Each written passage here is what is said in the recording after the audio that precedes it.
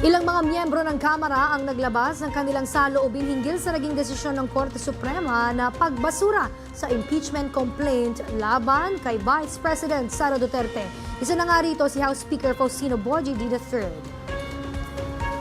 Para sa detalye magbabalita si Nomer Corporal live. Nomer?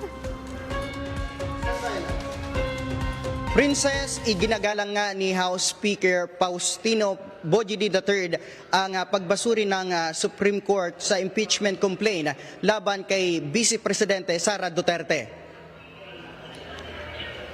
Kinikilala at ginagalang ni House Speaker Faustino Bogie III ang naging pinal na resulta ng Supreme Court na ibasura ang impeachment complaint na inihain ng House of Representatives laban kay Sara Duterte. Ayon pa kay House Speaker D, ang impeachment ay kinakailangan ng pag-iingat at sapat na kahandaan. Kinakailangan din anya ng mas tiyak na pamantayan dahil sa may kaakibat itong mandato.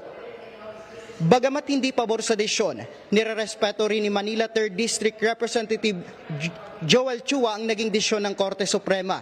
Ayon naman kay House Public Accounts Chairperson Terry Ridon, handa ang Kamara na tumanggap ng at aksyonan ang mga anumang bagong impeachment complaint na inihain laban kay Vice President Sara Duterte sa February 6 kung kailan nakatakdang matapos ang one-year bar rule laban sa bise.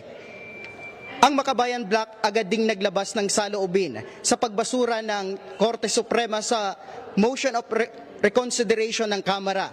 Kasunod nito, inihag ng grupo na handa sila na muling magsampa muli ng impeachment complaint laban kay Duterte. Anila, karapatan ng bawat mamamayang Pilipino na magkaroon ng kasagutan ukol sa maanumalyang paggastos ng pondo ng Duterte.